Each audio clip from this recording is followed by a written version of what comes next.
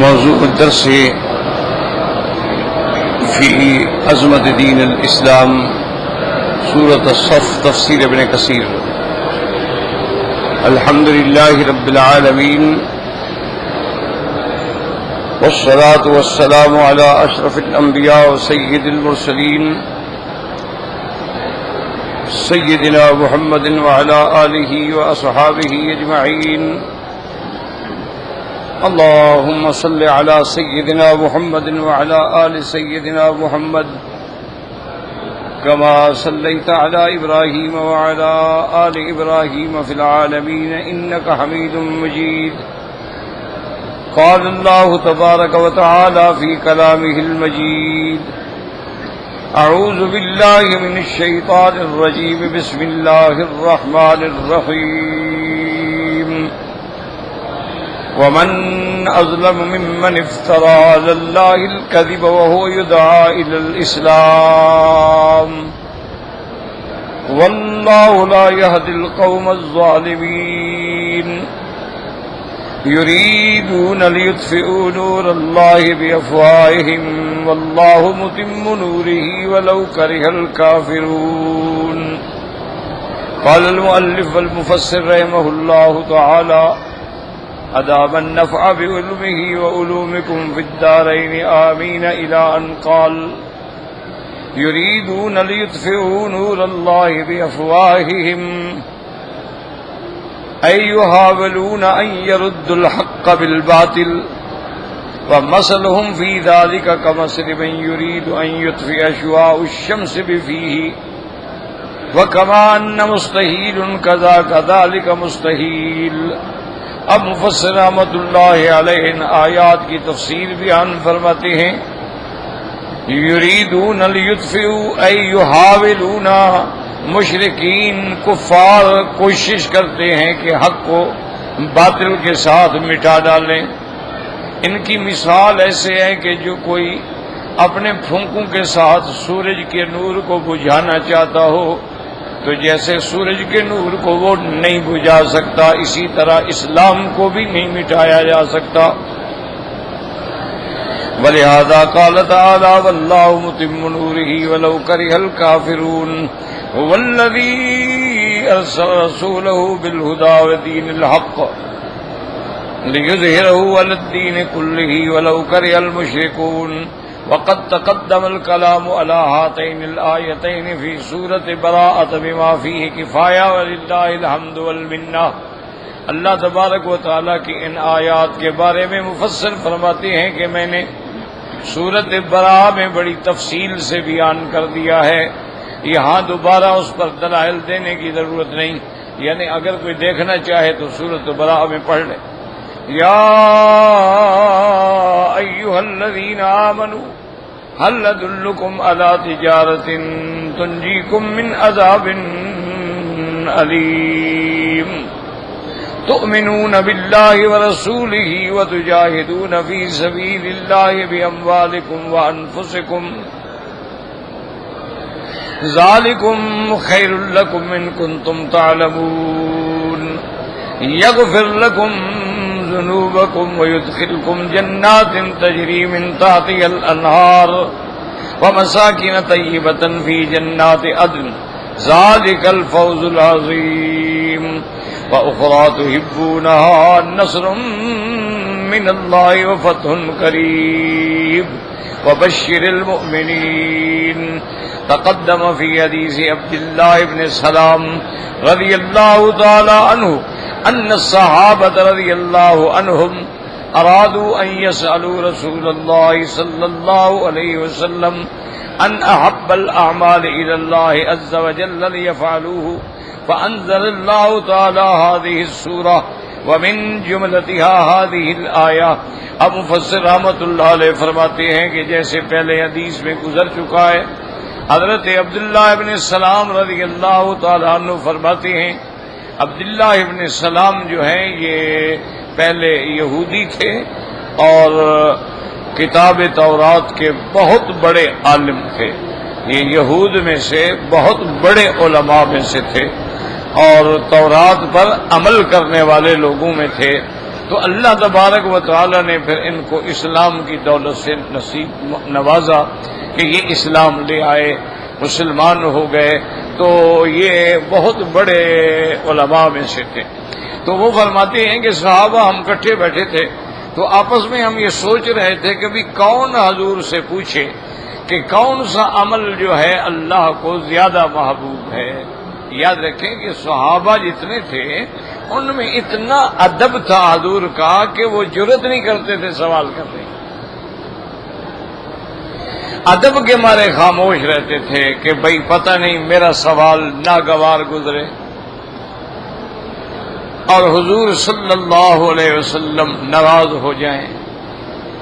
اس لیے صحابہ ہمیشہ خاموش رہتے، یا تو حضور خود بیان فرماتے تھے یا پھر ایسا سبب ہوتا۔ صحابہ کہتے ہیں کہ ہم باہر کے لوگوں کا انتظار کرتے تھے کہ کوئی باہر کا مسافر آئے اور حضور پاک سے مسئلہ پوچھے اور حضور اس کو جواب دیں گے تو ہمیں بھی سمجھ آ جائے گا۔ اسی لیے حدیث جبرائیل جو ہے بڑی مشہور حدیث ہے کہ جبرائیل علیہ السلام ایک انسان کی شکل میں آئے اور حضور پاک سے آ کے مسائل پوچھے۔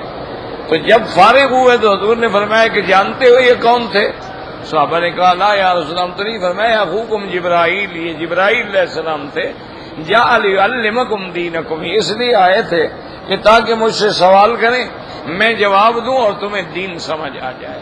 تو اس لیے صحابہ رضوان اللہ علیہم اجمعین، سارے قرآن پاک کو آپ کھول کے پڑھ لیں، صحابہ کے بہت کم سوالات ہیں، اور اگر صحابہ کا سوال ہے تو ایسا سوال ہے جس سے قیامت تک امت کو فائدہ ہے، یعنی بڑے جامع ماننے اور اہم سوالات کیے صحابہ رضوان اللہ علیہم اجمعین نے۔ تو فرماتے ہیں کہ ہم یہ مشورہ کر رہے تھے کہ بھی کون پوچھے، تو اللہ تبارک و تعالی نے یہ سورۃ الصف جو ہے نازل فرمائی کہ احب الاعمال اگر چاہتے ہو تو پھر اللہ کے راستے میں جہاد کرو، اللہ کے راستے میں نکلو، حق کو غالب کرنے کے لیے جانیں لڑا دو، مال لڑا دو، حق غالب آ جائے، اور ایسے جم جاؤ کفر کے مقابلے پر کہ جیسے پہاڑ ہوتا ہے۔ تو اسی ضمن میں یہ آیت مبارک بھی نازل ہوئی، کیونکہ یہ بھی سورۃ صف کی آیت ہے کہ یا ایھا الذین آمنوا هل ادلکم علی تجارۃ تنجیکم من عذاب علیم ثم فسر هذه التجارة العظيمة التي لا تبور التي هي موصلة للمقصود ومزيلة للمحظور فقال تبارک و تعالی۔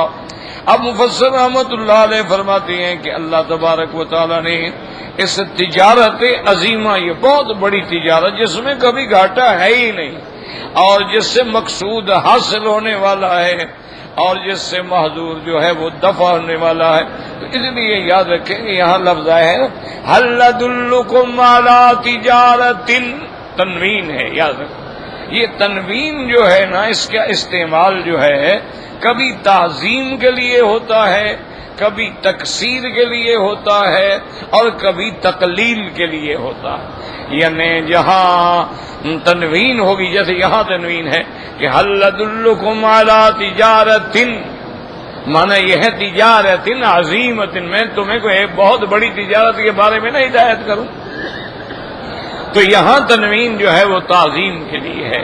جیسے دوسری آیت میں بھی ہے لولا نزل ھذا القرآن علی رجل من القریتین عظیم، علی رجل تنوین ہے، معنی کہ رجل عظیم یعنی بہت بڑا آدمی۔ تو اسی طرح کبھی تنوین جو ہے تقلیل کے لیے بھی ہوتی ہے، جیسے اللہ فرماتے ہیں سبحان الذی اسریٰ بعبدہ لیلا، لیلا تنوین ہے، عبدی فی اللیل نہیں فرمایا، معرفہ نہیں، نکرہ ہے، تنوین ہے۔ معنی کیا ہے کہ بھی اللہ نے اپنے محبوب کو جو سیر کرائی ہے وہ رات کے بھی کچھ حصے میں، ساری رات نہیں لگی اس میں، لیلا من المسجد الحرام الى المسجد الاقصی، مسجد الحرام سے اس کی ابتدا ہے اور مسجد اقصی پر اس سیر کی انتہا ہے، اس کے بعد جو ہے وہ پھر معراج ہے۔ ایک بات یاد رکھیں سمجھنے والی ہے، آج کل بڑے لوگوں میں بحث چل رہی ہے کہ جی وہ جب معراج ہوا ہے تو وہاں تو مسجد ہی نہیں تھی، وہاں تو ہیکل سلیمانی تھا، ٹیمپل سلیمان تھا. تو پھر یہ ہے کہ قرآن پاک نے ایسی بات کیوں کی ہے، اور پھر معراج جو ہے وہاں سے کیوں ہوا ہے. یہ ساری باتیں ایسی ہیں جو بالکل لا یعنی ہیں. مجھے تو حیرت ہوتی ہے کہ جب میں دیکھتا ہوں کہ مولوی اس میں بحث کر رہے ہیں بیٹھے ہوئے. انا للہ و انا الیہ راجعون. ایک بات ہمیشہ یاد رکھیں کہ بھی اگر ہم اس کو ہیکل سلیمانی بھی مان لیں تو کیا سلیمان علیہ السلام نے گرجا بنایا تھا؟ سلیمان علیہ السلام کون تھے؟ پیغمبر ہے اللہ. تو انہوں نے وہ ہیکل سلیمانی جو ہے اس سے کیا مراد ہے؟ یعنی گرجا بنا تھا، کنیسہ بنایا تھا. تو صاف ظاہر ہے کہ حضرت داؤد بھی نبی ہیں، سلیمان علیہ السلام بھی نبی ہیں، اور آپ بائبل کی باتیں پڑھ کے متاثر ہو جاتے ہیں ان عیسائیوں کو، نصرانیوں کو خوش کرنے کے لیے. تو یہ بڑے دکھ کی بات. اگر یہ بائبل اللہ کی کتاب ہے تو اس میں تو یہ لکھا ہوا ہے کہ داؤد علیہ السلام نے اپنی بہو کے ساتھ زنا کیا ہے. اللہ کی کتاب میں ایسی بات ہوتی ہے؟ نبی زنا کرتے ہیں؟ انا للہ و انا. نبی تو معصوم ہوتا ہے. ان کے بائبل میں لکھا ہوا ہے کہ نوح علیہ السلام نے شراب پی اور شراب میں نشے میں اتنے مدہوش ہو گئے کہ اپنی دونوں لڑکیوں سے زنا کیا. یہ اللہ کی کتاب ہے. اس کو پڑھ کے اس کے حوالے دینا، خدا کا خوف کرو. اگر اس میں کوئی چیز ایسی ہے جو ہم، جیسے کہ قاعدہ ہے علماء کا، یاد رکھو کہ روایات اسرائیلیہ جتنی ہیں لا نصدق ولا نکذب، ہم نہ ان کی تصدیق کرتے ہیں نہ تکذیب کرتے ہیں. اگر حضور کے قرآن اور حضور کی فرمان کے موافق ہے ہم لے لیں گے، مخالف ہے ہم پھینک دیں گے. کیونکہ اللہ نے ان کتابوں کی حفاظت کا وعدہ ہی نہیں فرمایا. وہ تو کتابیں بدل گئی، ان میں تحریف ہو گئی. یعنی یہ کتاب اللہ کی ہو سکتی ہے جو نبی کے بارے میں زنا اور شراب کے بارے میں لکھے؟ انا للہ و انا الیہ راجعون. اسی لیے یہ دیکھ لینا کہ آج نصارہ کے نزدیک جو ہے زنا زنا نہیں ہے، کہ ان کی کتاب میں لکھا ہو کہ نبی بھی کرتے تھے. ان کی کتابوں میں جو لکھا ہوا نبی بھی شراب پیتے تھے، تو یہ کیوں نہ پیے؟ یہ یاد ہے. بس ایسی باتیں ہیں. نا للہ. اسی چکر ہو تو جی ہیکل سلیمان تھا، وہ جی ٹیمپل سلیمان. اور خدا کا خوف کرو. اللہ نے داؤد علیہ السلام کو نبی بنایا ہے اور سلیمان علیہ السلام کو نبی بنایا ہے، اور اللہ فرماتے ہیں ہم نے ان کو بڑا علم و حکمت سے نوازا ہے. اور حضرت داؤد ایسے شان والا معجزہ ہے جن کے ہاتھ میں لوہا جو ہے وہ پانی بن جاتا ہے. وَعَلَنَّا لَهُ الْحَدِيدَ. اور حضرت داؤد علیہ السلام کو اللہ نے ایسا، اللہ نے داؤدی عطا فرمایا تھا کہ جب آپ مناجات فرماتے اللہ تبارک و تعالیٰ کے آگے، آپ دعائیں مانگتے اور تلاوت کرتے کتاب کی، تو پرندے اڑتے ہوئے کھڑے ہو جاتے.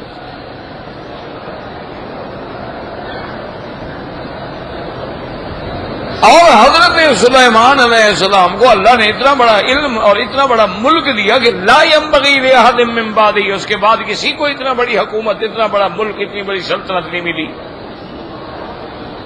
کہ انسانوں پہ بھی حکومت، جنات پہ بھی حکومت، پرندوں پہ بھی حکومت، اور پھر سب کی بولیاں سمجھنے کی علم بھی عطا فرما دیا. ہدہد بات کرے سمجھ رہے ہیں، چیوٹی بات کرے سمجھ رہے ہیں، پرندے بات کریں سمجھ رہے ہیں، جن بات کریں سمجھ رہے ہیں. اور پھر سب سے بڑی بات یہ ہے، ان کو اتنا بھی عقل نہیں ہے کہ بھی سلیمان علیہ السلام جب بنا رہے تھے اور ان پر موت آ گئی تو اللہ فرماتے ہیں کہ وہ تہجد رات کی پڑھ رہے تھے، ٹیک لگا کے چونکہ لمبی قرات کرتے تھے اور تھک جاتے تھے تو عصا جو ہے بغل میں دبا کے تھوڑا سہارا لے لیتے تھے، اسی حال میں اللہ نے روح قبض فرما لیا۔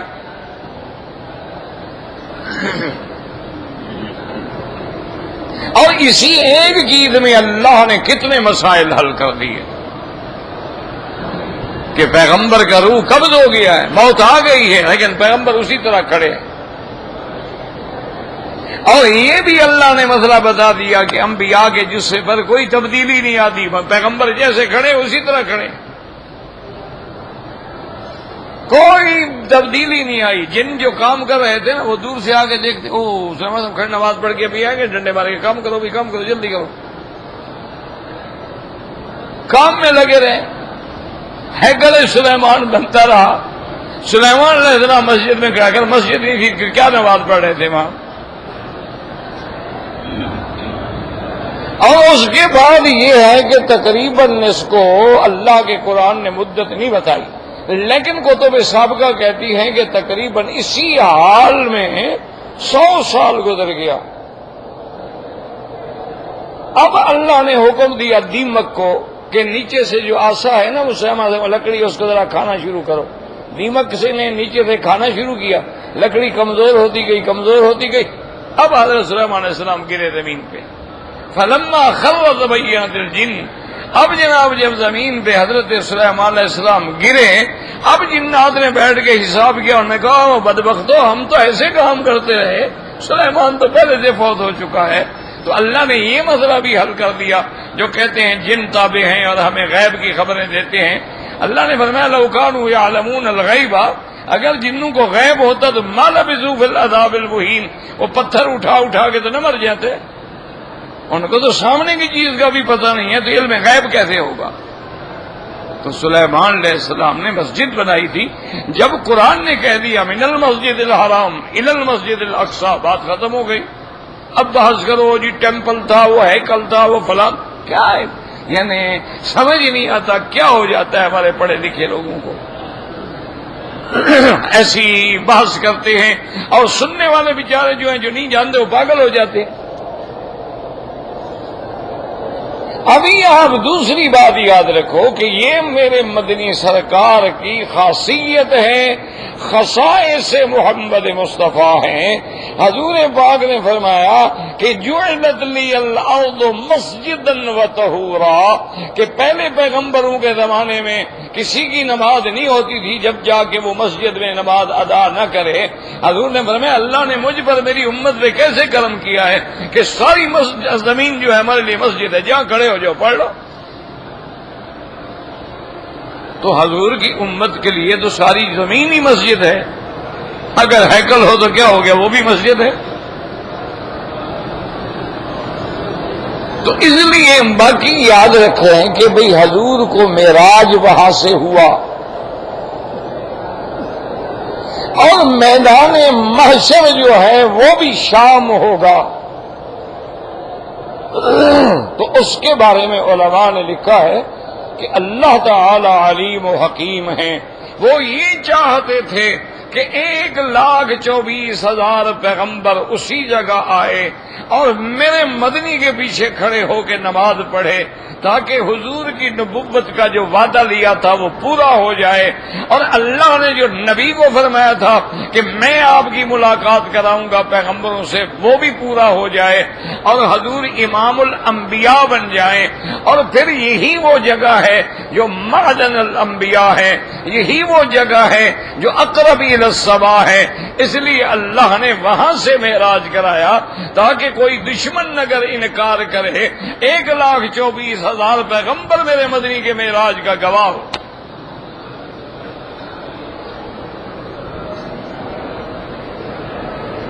تو اگر یہودی انکار کرے، موسیٰ علیہ السلام تو گواہی دے رہے ہیں، وہ تو حضور کو عرض کر رہے ہیں کہ حضور جا کے معافی مانگیں، آپ کی امت 50 نمازیں نہیں پڑھے گی۔ اگر عیسائی اعتراض کریں تو عیسیٰ علیہ السلام تو پیچھے نماز پڑھ رہے ہیں،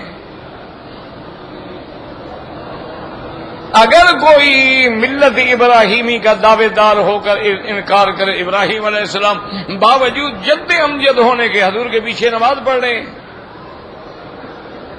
تو اللہ تعالی کی حکمتیں ہیں کہ اللہ تبارک و تعالی نے جب کسی جگہ کو نوازنا ہو، کعبۃ اللہ کو اس طرح نوازا، مدینہ منورہ کو اس طرح نوازا، جبل احد کو اس طرح نوازا، کوہ طور کو اس طرح نوازا، مسجد اقصی کو اس طرح نوازا، اس کا کرم ہے، اس کی شان ہے۔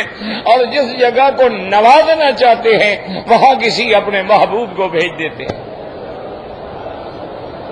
اللہ نے اس مقام کو آباد کرنا تھا، خلیل کو ڈیرا لگوا دیا۔ اللہ نے مدینے کو آباد کرنا تھا، حبیب کا ڈیرا لگوا دیا۔ اللہ نے کوہ طور کو شرف بخشنا تھا، کلیم کو بھیج دیا۔ اللہ نے مسجد اقصی کو عزت بخشنی تھی، داؤد و سلیمان کو بھیج دیا۔ یہ تو اللہ کا نظام ہے، اللہ تبارک و تعالیٰ کی شان ہے کہ اللہ تبارک و تعالیٰ جس مقام کو عظمت دیں تو ایسی بحثیں کرنا جو ہے یاد رکھو فضول ہے۔ تو بہرحال مانا یہ تھا لیلن، یعنی پوری رات نہیں گزری، رات کے بھی بعد حصے میں۔ اب کوئی جاہل کہے گی رات کے بعد حصے میں کیسے معراج ہو گیا؟ ایک رات چلو زیادہ سے زیادہ 10 گھنٹے کی ہوگی، 12 گھنٹے کی ہوگی، تو یہ 12 گھنٹے میں حضور مسجد اقصی بھی چلے گئے، پہلا آسمان، دوسرا، تیسرا، چوتھا، پانچواں، چھٹا، ساتواں، سدرۃ المنتہا، اور اس کے بعد پھر اللہ کے قرب بھی حاصل ہو گیا۔ تو یہ اور پھر سارا کچھ، یعنی 12 گھنٹے بھی پورے نہ لگے، ابھی رات باقی اور حضور آ گئے۔ تو اگر کوئی جاہل اعتراض کرے وہ تو کر سکتا ہے، لیکن جس کو اللہ نے علم دیا ہو، جس کو اللہ نے قرآن و سنت کی فہم دی ہو، جس کو اللہ تبارک و تعالی نے سرکار دو عالم کی محبت دی ہو، اس کے سمجھنے کے لیے تو کوئی مشکل نہیں۔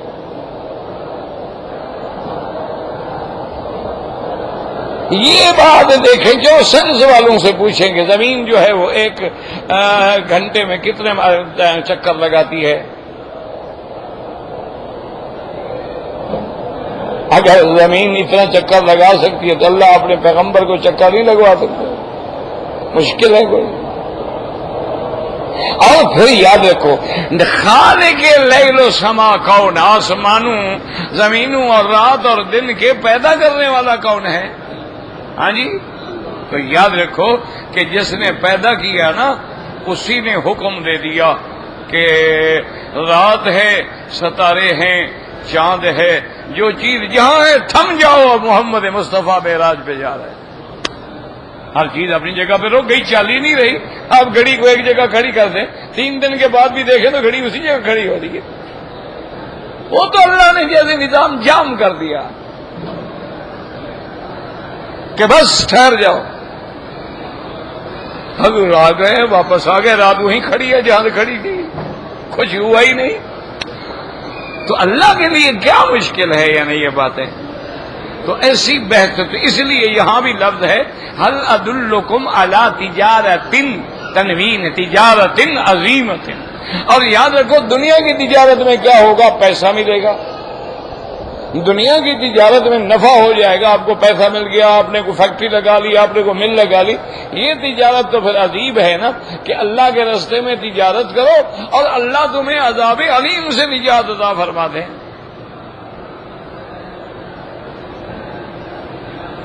اس لیے میرے پاک نبی نے، رحمت دو عالم نے،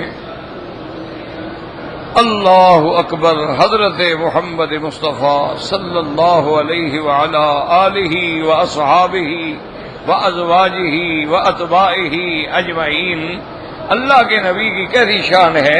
فرماتے ہیں اوتی تو جوامع الکلم، اللہ نے مجھے جوامع الکلم عطا فرمائے ہیں کہ ایک کلمے میں ہزاروں معنی چھپے ہوتے ہیں۔ حضور پاک نے 3 جملے فرمائے، سارا مسئلہ سمجھا دیا۔ اپنے صحابہ کو خطاب کر کے فرمایا کہ میرے بندے دیکھو، ما اکلتا، جو تم کھا جاتے ہو، فافنیتا، ختم ہو گیا، ما لبستا، جو تم نے پہن لیا، اب لیتا، پرانا ہو گیا، ما تصدقت فقد امضیتا، صرف جو تم نے صدقہ کیا نا وہ اللہ کے بینک میں جمع ہو گیا، وہ تیرا محفوظ۔ باقی تم کھاؤ گے، پیو گے، یہ تو ساری بات کیا فنا ہو گئی، ختم ہو گئی۔ تو اس لیے فرماتے ہیں یہ ایسی تجارت ہے، اس میں پیسے نہیں، اس میں عذاب علیم سے نجات مل رہی ہے. تنجیکم من عذاب، من عذاب علیم. یاد رکھو علیم فعیل ہے، معنی مؤلم، دردناک عذاب. اس لیے قرآن کبھی کہتا ہے عذاب علیم، کبھی کہتے ہیں عذاب عظیم. تو یاد رکھیں، تو علماء نے فرمایا کبھی کمن ذکر ہوتا ہے، کبھی کیفن ذکر ہوتا ہے. اور عذاب علیم جس کو اللہ فرمائے دردناک، وہ کیسا دردناک ہوگا؟ تنجیکم من عذاب علیم. اب فرماتے ہیں مفسر کہ تفسیر تجارت کی کیا ہے؟ بھی ہم تجارت میں کتنا پیسہ لگائیں، کیا کریں، کتنے کا شیئر ہم ڈالیں؟ فرمایا تؤمنون باللہ ورسولہ وتجاہدون فی سبیل اللہ باموالکم وانفسکم ذالکم خیر لکم ان کنتم تعلمون. فرمایا تجارت یہ ہے سب سے پہلے تو ایمان ہی نہ ہو تو تم اس بزنس کے تو حصے دار بن ہی نہیں سکتے، تم شیئر لے ہی نہیں سکتے. تم کسی بینک میں جاتے ہو نا شیئر لینے کے وقت، جی پہلے کارڈ دکھائیں نا کہ آپ واقعی اس ملک کے رہنے والے ہیں، شہری ہیں، آپ کو حق بھی ہے اس میں حصہ اپنا اکاؤنٹ کھولنے کا یا نہیں کھولنے کا. تو اگر آپ غیر ملکی ہیں تو پھر اجازت لے آئیں، ہم کیسے کھول سکتے ہیں اکاؤنٹ؟ تو پہلی چیز ہے ایمان. ایمان ہی نہیں ہوگا تو تجارت میں کیا ہوگے؟ اس شیئر ہی نہیں ملے گا. اللہ کے رسول پر ایمان. وَتُجَاهِدُونَ فِي سَبِيلِ اللَّهِ. یاد رکھیں کہ عام طور پہ قرآن میں جب لفظ آتا ہے نا فی سبیل اللہ کا، تو عام طور پہ مراد جہاد فی سبیل اللہ ہوتا. اسی لیے قرآن میں ہے کہ اللہ نے تہجد کا حکم فرمایا. تہجد فرض ہو گئی حضور پہ اور حضور کی امت پہ. اور تہجد بھی ایسا کہ بھئی کم از کم ایک رات جو تہائی آرام کرو اور باقی ساری رات عبادت، یا آدھی رات آرام کرو آدھی رات عبادت، یا 2/3 آرام کرو اور 1/3 عبادت. تو صحابہ ڈرتے تھے کہ پتہ نہیں ہم نے صحیح وقت گزارا کہ نہیں گزارا. وہ ساری رات کھڑے رہتے، ساری رات عبادت کرتے، ان کے تو پاؤں سوج گئے. تو اللہ تبارک و تعالی نے فرمایا کہ ہم نے رعایت کر دی ہے. عالمان سیکون منکم مرضی وآخرون یضربون فی الارض یبتغون من فضل اللہ وآخرون یقاتلون فی سبیل اللہ. تو اس لیے عام ترجمہ جو ہے وہ یہی ہوتا ہے کہ اللہ کے راستے میں جہاد کرو. کیسے؟ مال سے کرو یا جان سے کرو، یا تو مجاہدین کی مدد کرو، یا پھر یہ ہے کہ اپنی جان جو ہے اللہ کے راستے میں کھپاؤ. جو آدمی اپنی جان اللہ پہ فدا کر دیتا ہے تو پھر اللہ تبارک و تعالیٰ اس کو بھی انعامات سے نواز دیتے ہیں. پھر اللہ تبارک و تعالیٰ اس کو مراتب علیٰ نصیب فرما دیتے ہیں. فرمایا اب تک میں آیا ہوں تجاہدون فی سبیل اللہ باموالکم وانفسکم ذالکم خیر لکم ان کنتم تعلمون. اے من تجارت الدنیا والقد لها والتصدی لها وحدها. کہ اللہ نے فرمایا اگر تم جان جاؤ نا تو وہ جو دنیا میں محنت کرتے ہو، کمائی کرتے ہو، رات دن لگے ہوئے ہو، نیند چھوڑی ہوئی ہے، آرام چھوڑا ہوا ہے، کاروبار، وہ کیا ہے؟ اصل تجارت تو یہ ہے. یغفر لکم ذنوبکم اے ان فعلتم ما امرتکم به ودللتکم علیہ غفرت لکم الزلات وادخلتکم الجنات والمساکن الطیبات والدرجات العالیات.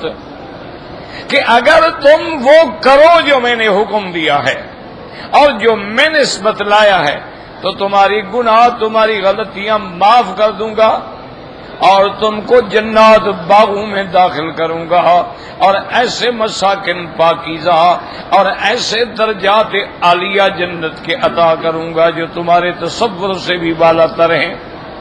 وَلِهَذَا قَالَ وَيُدْخِلُكُمْ جَنَّاتٍ تَجْرِي مِن تَحْتِهَا الْأَنْهَارُ وَمَسَاكِنَ طَيِّبَةً فِي جَنَّاتِ عَدْنٍ ذالک الفوز العظیم.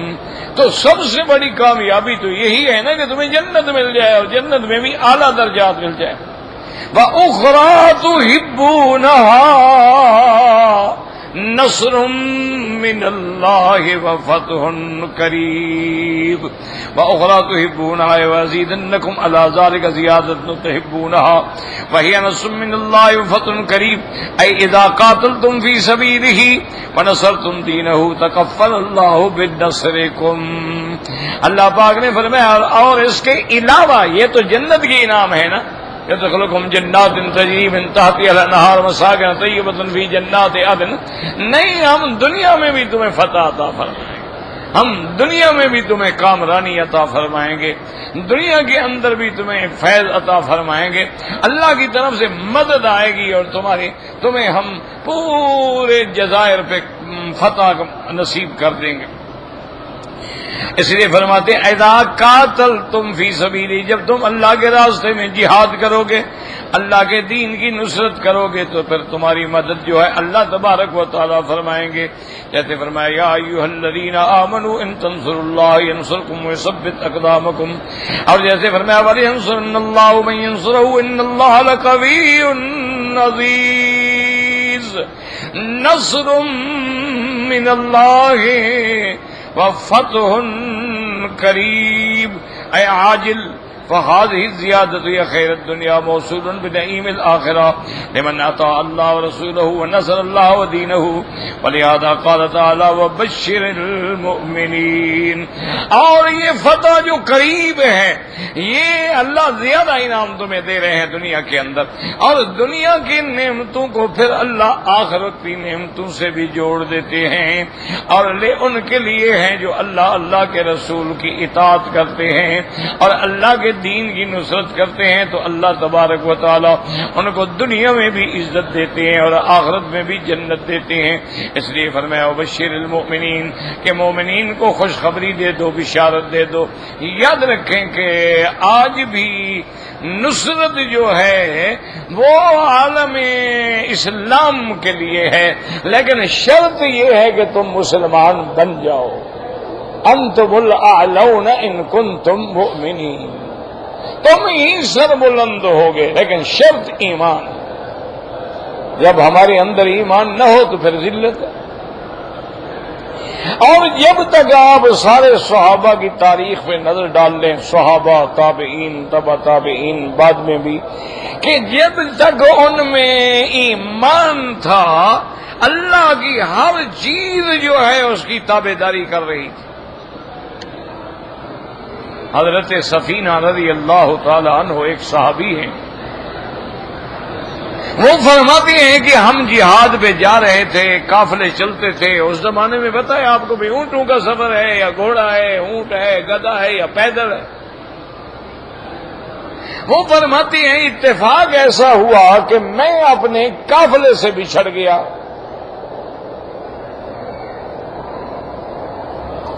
اب جب میں ہوش آیا تو حیران رہ گیا کہ بڑا گھنا جنگل ہے اور پتہ بھی نہیں کہ میرا قافلہ کہاں چلا گیا، راستہ کدھر ہے، کہاں پہنچے ہیں.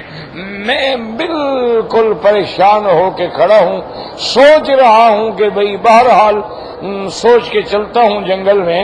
اتنی دیر گزری کہ ایک شیر ببر جو ہے دھاڑتا ہوا جنگل سے نکلا.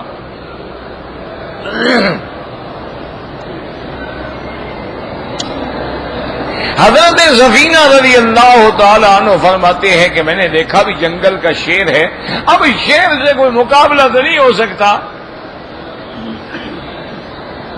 تو آپ نے فرمایا کہ بس مجھے خیال آیا تو میں کھڑا ہو گیا بڑا جرأت کے ساتھ، اور میں نے خطاب کیا. میں نے کہا جنگل کے بادشاہ غور کرو،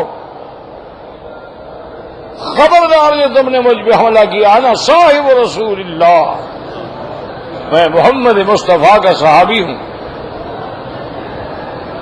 کہتا بس اتنا کہنا تھا کہ وہ دم ہلانے لگ گیا اور ایسے معلوم ہو کہ جیسے اشارہ کرے کہ تم میرے پیچھے آ جاؤ. میں تمہیں قتل کرنے نہیں آیا، میں تو تمہیں قافلے میں پہنچانے کے لیے آیا ہوں. ہر بات ہے میں پیچھے پیچھے چل پڑا، آگے کوئی جانور بھی آئے ہو دھاڑ نکالے سب بھاگ جائیں. چلتے چلتے چلتے جب قافلہ نظر آ گیا تو وہ ٹھہر گیا، یعنی اس نے اشارہ کیا ابھی اب قافلہ تمہارے سامنے ہے، تو اب میں واپس جنگل میں جا رہا ہوں۔ تو جب تم ایمان پہ تھے تو جنگل کے درندے بھی تمہارا سلام کرتے تھے۔ حضرت علی الحضرمی رحمت اللہ علیہ بیٹھے ہیں اور بڑا لشکر ہے آپ کے ساتھ، تو کچھ ساتھی حاضر ہوئے، انہوں نے کہا کہ حضرت علی سے کہ ہمیں دشمن نے دھوکہ دیا ہے، ہمیں راستہ بتلانے کے ذریعے اس نے ایسی جگہ ہمیں پھنسا دیا ہے کہ ہر طرف صحرا ہے اور میلوں تک پانی نہیں ہے، اور ہمارے لشکر کے پاس زیادہ سے زیادہ 2-4 گھنٹے کا پانی ہے۔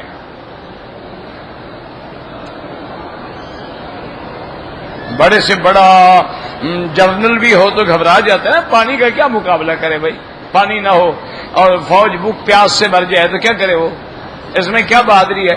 اور تو بالکل نہیں گھبرا، اچھا نہیں ہے ٹھیک ہے، اٹھے 2 رکعت نماز پڑھی اور 2 رکعت نماز پڑھ کے ہاتھ اٹھائے اور کہا یا علی یا عظیم، یا علیم یا حلیم، یا علی یا عظیم، یا علیم یا حلیم، اللہ کے نام سے دعا کی، یا اللہ یہ بندے بھی تیرے، میں بھی تیرا، لشکر بھی تیرا، ہر چیز تیری، آسمان تیرے، زمین تیرے، تیری مرضی ہے اگر ہمیں پیاسا مارنا ہے، ورنہ کوئی آپ کے لیے مشکل ہے۔ ابھی ہاتھ نیچے نہیں آئے گا، بارش زور سے آ گئی، ہم نے فرمایا برتن بھر بھی لو، جانوروں کو بھی پلاؤ، جتنا پانی محفوظ کر سکتے ہو کر لو۔ علاقے میں ریت بھی جم گئی، موسم بھی ٹھنڈا ہو گیا۔ تو جب تک تم مومن تھے نا میرے عزیز، اے دریائے، جیسے اقبال نے کہا تھا نا کہ تیری اے دریائے دریا تیری موجیں بھی پہچانتی ہیں ہم کو۔ صحابہ نے گھوڑے ڈال دیے، چلے گئے، جنگل آ گئے، چلے گئے۔ جب سے ہم ایمان والے نہیں رہے تو اللہ کی بھی ہر چیز ہماری مخالف ہو۔ ایک اصولی بات یاد ہے، زمینیں مخالف ہو گئی ہیں، فصل نہیں اگتا، پانی مخالف ہو گیا ہے، یا ملتا نہیں یا سیلاب آ جاتا ہے۔ اللہ کا تمام لشکر جو ہے وہ ہمارے خلاف ہے۔ جب ہم مومن بن جائیں گے تو یہ سارا لشکر اللہ کا ہمارے حق میں، ہماری خدمت میں آ جائے گا۔ اسی لیے اولیاء اللہ نے اپنی کتابوں میں لکھا ہے کہ میں جب گھر میں آتا ہوں اور میری بیوی کا رخ بدلا ہوا ہوتا ہے، یا وہ میری بات نہیں مانتی ہے، میری نافرمانی کرتی ہے، میں سمجھ جاتا ہوں کہ آج مجھ سے کوئی گناہ ہوا ہے جس کی یہ سزا ہے، ورنہ بیوی کیوں نافرمان ہو، اولاد کیوں نافرمان ہے، ہم نے کوئی گناہ کیا ہے، اس کی سزا مل رہی ہے۔ اور جب ہم اپنے اللہ کو راضی کر لیتے ہیں، اللہ سب کو ہمارے لیے راضی کر دیتے ہیں۔ آپ نے ایمان سے کہیں یہ کوئی اس میں ہے کوئی بڑی بزرگی، آپ نے دیکھا ہوگا مثلا بڑے سے بڑا آدمی بھی ہو، معذور ہو جائے، 2-4 نوکر اس کے ویل چیئر پکڑ لیں گے، گاڑی میں بٹھائیں گے، لے آئیں گے، لے جائیں گے۔ اچھا کوئی اور آدمی ہو، اولاد فرما بردار ہو، تو چلو بیٹا بٹھا کے بیچارہ ویل چیئر پہ لے آئے گا۔ لیکن اللہ والوں کو دیکھا ہے آپ نے کہ ان کے جوتے اٹھانے کے لیے 200 آدمی بھاگتے ہو گئے، مجھے موقع ملے، ان کے لیے سینکڑوں آدمی باہر کھڑے ہوتے ہیں کہ مجھے بھی موقع ملے گا ریڑھی پکڑنے کا۔ کیا وجہ ہے کہ انہوں نے اپنے آپ کو اللہ کے لیے مٹا دیا، اللہ نے سب کے دلوں میں ان کی محبت ڈال دی۔ ہمارے حضرت قاری فتح محمد صاحب رحمت اللہ علیہ، اللہ اکبر، بہت بڑے قراء میں اور بہت بڑے علماء میں اور بہت بڑے اولیاء میں گزرے ہیں، یقین فرمائیں کہ معذور ہو گئے، ویل چیئر پہ آ گئے، لیکن نماز ہمیشہ صف اول میں۔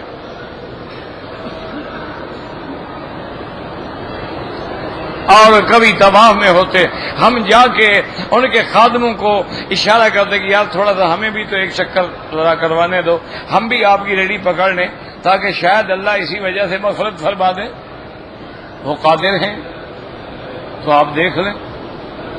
ہم نے جتنے بزرگوں کو بھی دیکھا ہے، شیخ الحدیث ہیں، قاری فتح صاحب ہیں، یا اور بھی جو اللہ والے اب موجود ہیں، کسی بھی ملک میں موجود ہیں، دیکھ رہے ہیں سینکڑوں لوگ ان کی خدمت کے لیے کھڑے ہوئے ہیں، تڑپ رہے ہیں کہ مجھے موقع تو ملے۔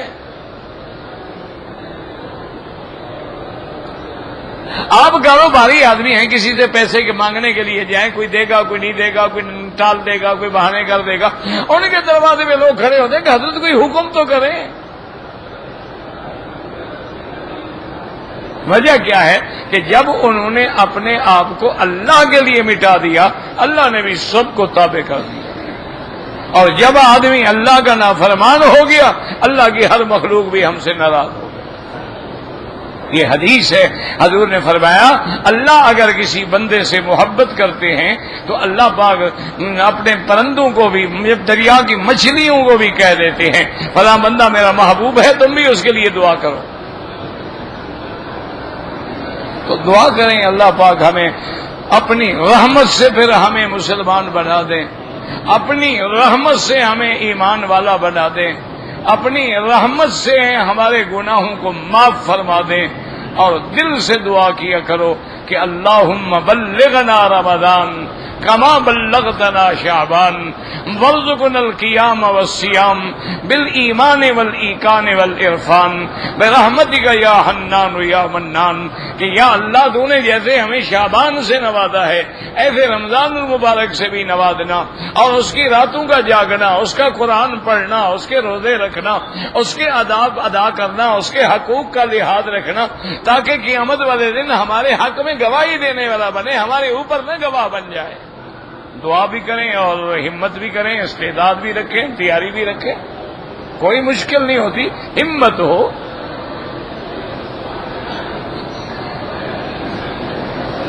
عورت احرام میں برقع پہن سکتی ہے، بھئی برقع پہن لے لیکن منہ پہ کپڑا نقاب والا نہ ڈالے، ایسے کپڑا ڈالے کہ منہ کو بھی نہ لگے اور پردہ بھی رہے۔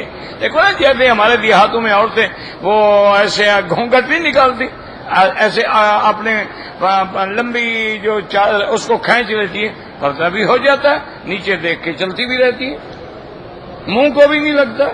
یہ کون سا مشکل کام ہے؟ عورت کا احرام کوئی نہیں ہوتا، جو کپڑے پہنے ہوئے احرام ہے۔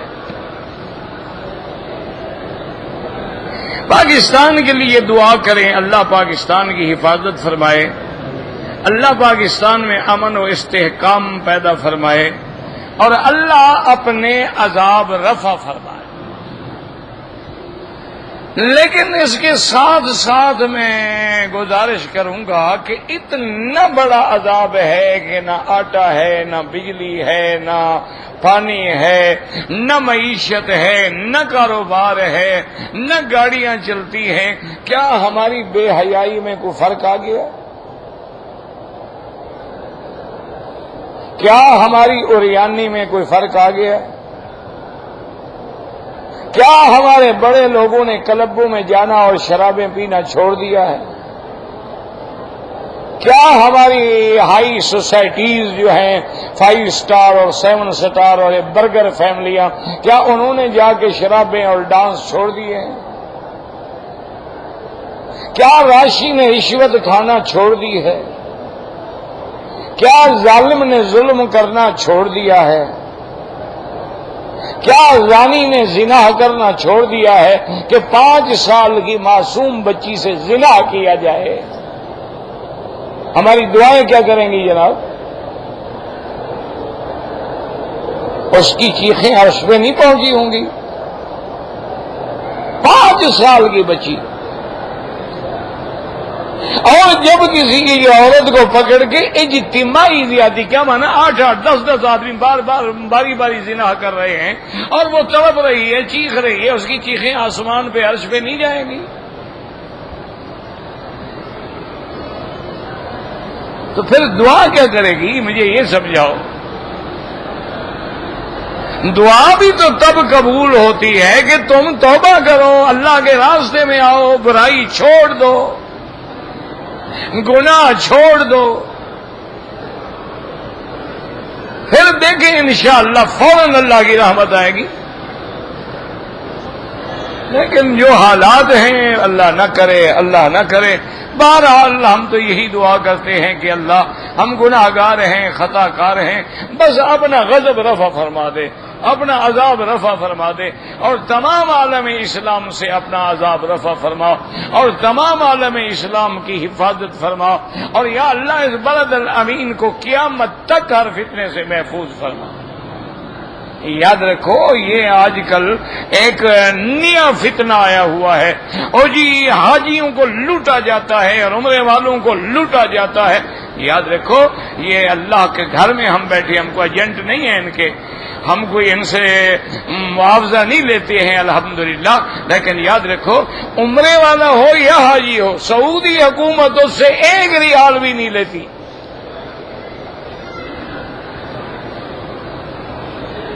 ویزا بھی فری ہوتا ہے. یہ جو تم سے معلم کی فیس لی جاتی ہے وہ معلم لیتا ہے،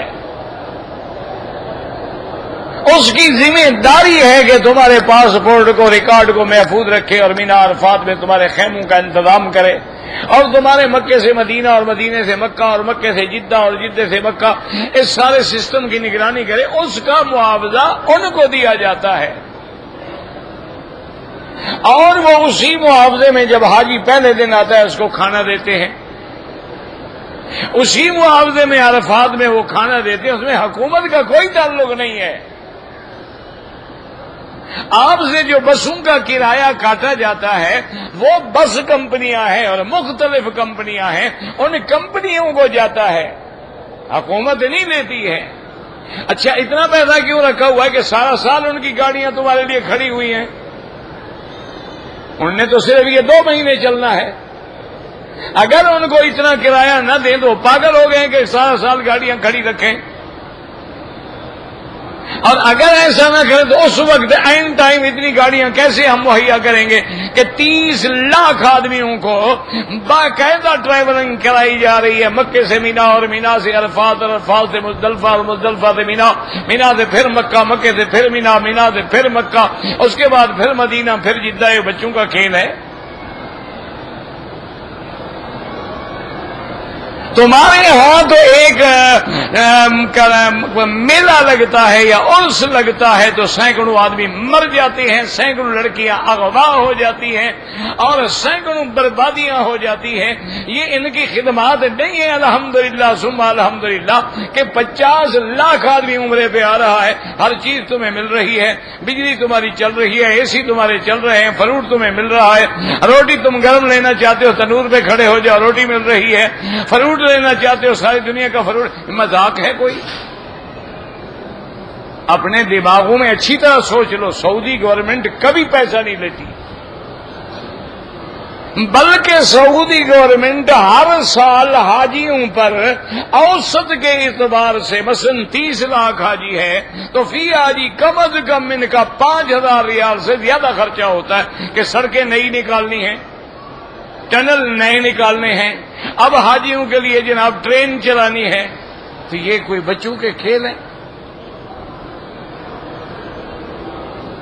تم اپنی گاڑی ہو کسی کو کہو کہ جناب مجھے حج میں جانا ہے مینا عرفات 5 دن کے لیے، دیکھو کیا کرایہ مانگتا ہے.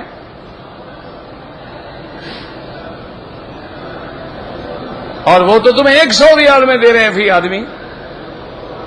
یہ تو کم از کم 8,000 10,000 ریال گاڑی کا مانگے گا 5 دن کا. ایک ہے اعتراض کرنا. او جی کھلا شہر کا کیا معنی ہے؟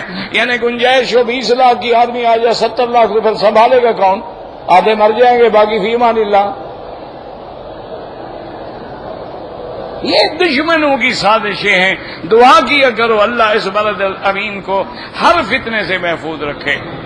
اور یہ حکومت رشیدہ اللہ کا کتنا بڑا شکر ہے. میں یقین کریں، آپ میری بات پہ یقین نہ ہو نا، کل گورنر ہاؤس میں چلے جائیں، جب ظہر کی اذان کا وقت ہے نا وہاں چلے جائیں.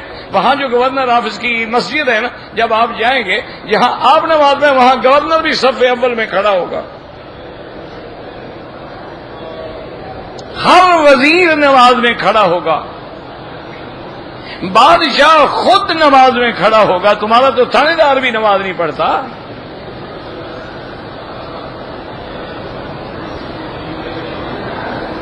اور جہاں کوئی جلسہ ہوگا، خطاب ہوگا، پہلے تلاوت کلام ہوگی، اس کا ترجمہ ہوگا، پھر بات شروع ہوگی. اور پوری دنیا کے اندر قرآن کے مسابقے بنا کے یہ اس حکومت کا اعزاز ہے کہ لوگوں کے دل میں ایسا جذبہ پیدا کر دیا ہے کہ ہر ملک میں ماشاءاللہ حافظ بن رہے ہیں. کیوں؟ انعام ہوتا ہے، سال میں آتے ہیں، جو فرسٹ آتے ہیں اس کو کئی لاکھ ریال ملتے ہیں.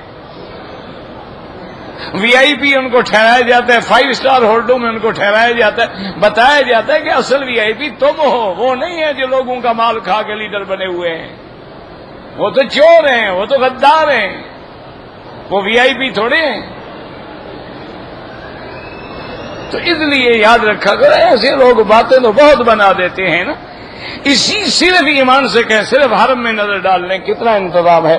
آپ اتنے آدمیوں کو پانی پلا سکتے ہیں؟ کسی ایک آدمی کو زمزم کی کمی ہوتی ہے؟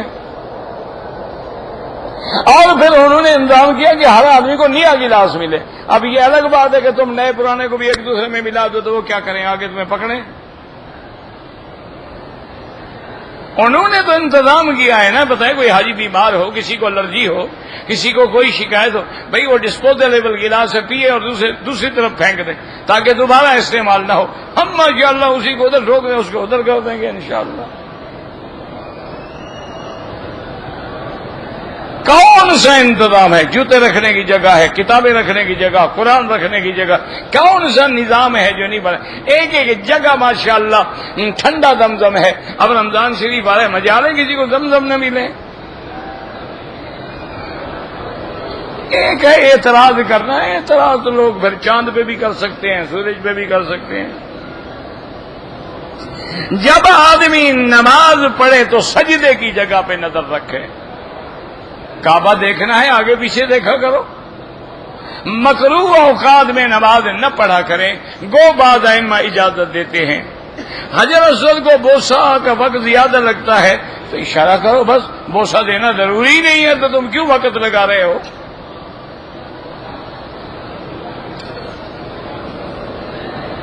یعنی وہ متکئین علی رفرف خضر، بڑے سبز اپنا فراش ہوں گے اور ٹیک لگا کے جنت والے بیٹھے ہوں گے. ہم مکے میں رہتے ہیں، مکے والے حج قران نہیں کر سکتے. حج قران آفاقی کے لیے ہوتا ہے جو باہر سے آتا ہے. بڑا آسان مسئلہ ہے. اپنے ملک چلے جاؤ، وہاں سے واپسی پہ قران باندھ لو.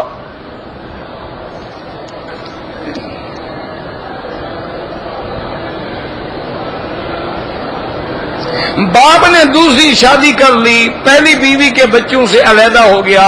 اب پہلی بیوی کے بچوں سے پیسے مانگتا ہے. اگر ہیں تو دے دیا کرو، تمہارا باپ تو ہے نا. شادی کر لی، کوئی کفر تو نہیں کر لیا غریب نے. شادی کی ہے نا. جرم کیا کیا غریب نے؟ شادی کی ہے. اب تمہارے آگے ہاتھ پھیلاتا ہے، مانگتا ہے دو. انت و مالک لابیک کا حضور نے فرمایا تم بھی اور تمہارا مال تمہارے باپ کا ہے. میرا بھائی عمرہ جس کے لیے کریں، بس نیت کر لی، ہو گیا بس.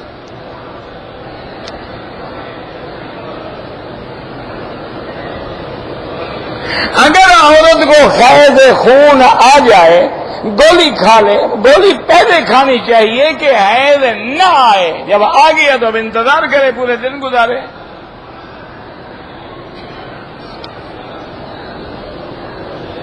کہتے جی کہ اگر ہم 4 ائمہ جو ہیں وہ برحق ہیں، اگر ہم ایک مسئلے میں ایک کا اور دوسرے میں دوسرے کا اور تیسرے میں تیسرے کا اور چوتھے میں چوتھے کا، تو اگر اللہ نے تمہیں اتنا بڑا علم دیا ہے کہ 4 ائمہ کے دلائل کو دیکھ سکتے ہو تو تمہیں تقلید کی ضرورت ہی نہیں ہے.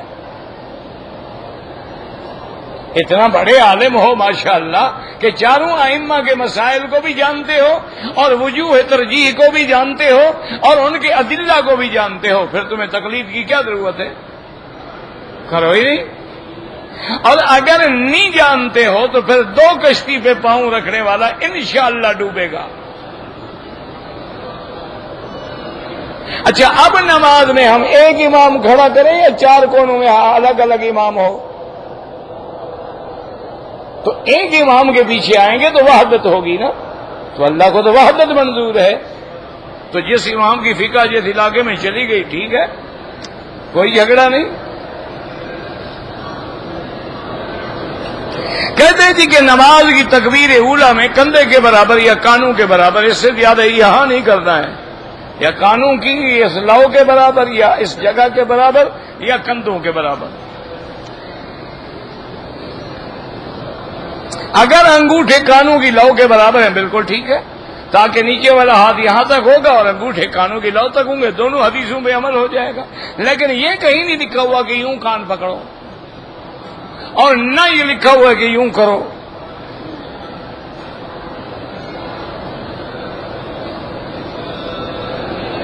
کہتے ہیں کہ میقات عائشہ سے مکے والے عمرہ کرتے، جو مکے میں رہے گا مکے والا ہے. ابھی تم رہ رہے ہو تو مکے والے ہو، اس میں کیا ہے؟ جو یہاں آ گیا عمرہ کر سکتا ہے.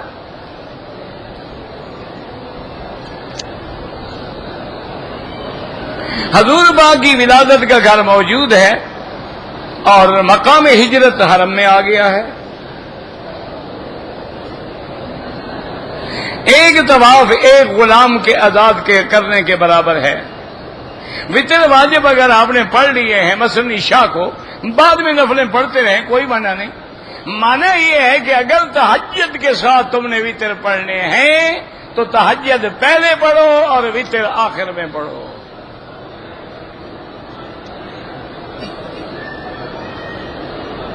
اسماعیلی لوگوں سے شادی کرنا، وہ بھی تو شیعہ ہوتے ہیں. وہ کیا ہوتے ہیں؟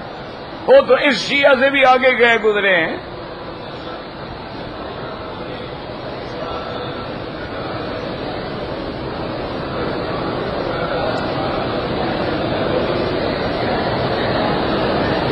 توسل جو ہے بالاعمال الصالحہ کیا کریں.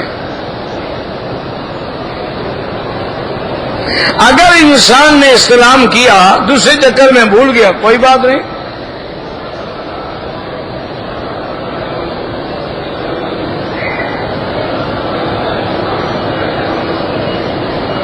میرا 8 مہینے پہلے نکاح ہوا تھا.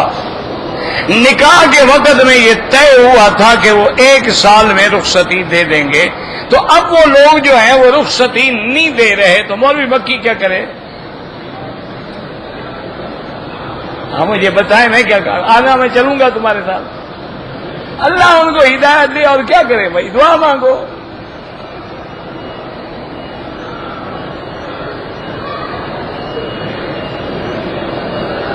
اگر میری اہلیہ کو جوڑوں کی تکلیف ہے تو آپ ویل چیئر پہ ان کو چکر کروائیں، کوئی ضروری نہیں کہ پیدل کرے، کرنے ساتھ بڑھیں گے.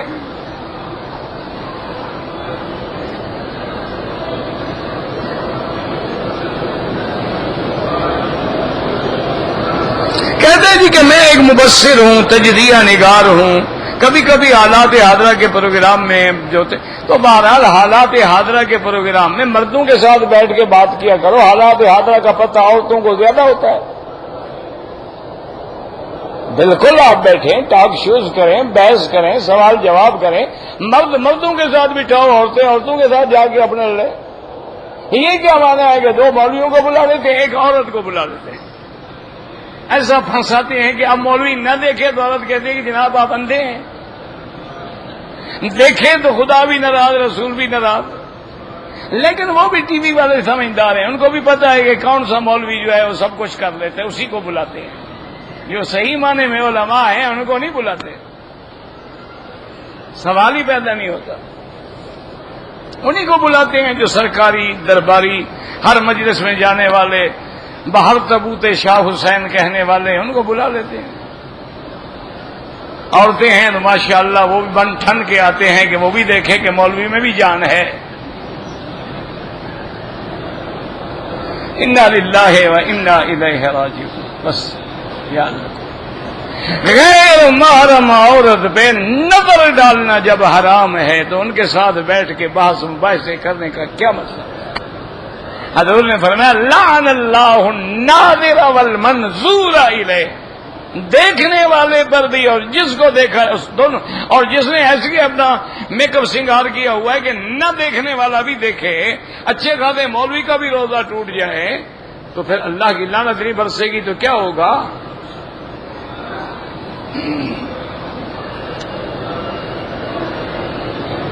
خانہ کعبہ میں حضور نے نماز پڑھی، خانہ کعبے کے اندر حضور نے اکیلے نماز پڑھی، کوئی جماعت نہیں ہوئی۔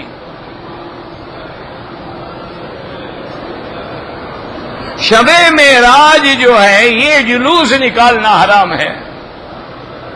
اگر یہ دین ہوتا نا تو سب سے پہلے ابو بکر، عمر، عثمان و علی نکالتے۔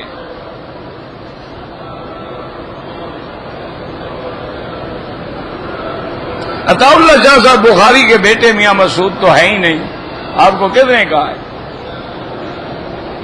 عطا اللہ شاہ بخاری رحمت اللہ علیہ کے بیٹے تو عطا المنعم، عطا المؤمن، عطا المہیمن، عطا المحسن، آپ کے 4 بیٹے تھے، 2 فوت ہو گئے، 2 باقی ہیں الحمدللہ۔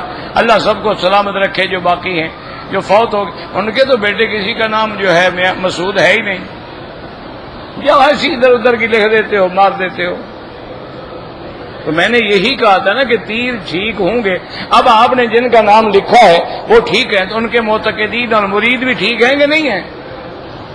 تو اگر سارے پیر ٹھیک ہو جائیں تو سارے مخلوق ٹھیک ہو جائے گی نا۔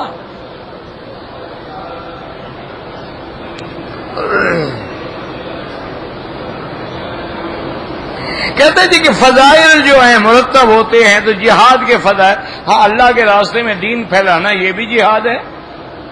یہ کس نے کہا ہے کہ جہاد نہیں ہے؟ اعلاء کلمۃ الحق جو ہے افضل الجہاد ہے۔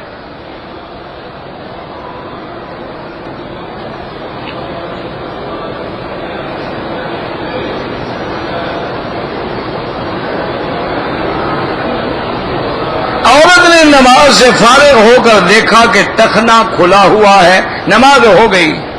ربنا تقبل منا انک انت السمیع العلیم وتب علینا انک انت التواب الرحیم۔ صلی اللہ تعالی علی خیر خلقہ سیدنا محمد وعلی آلہ وصحبہ۔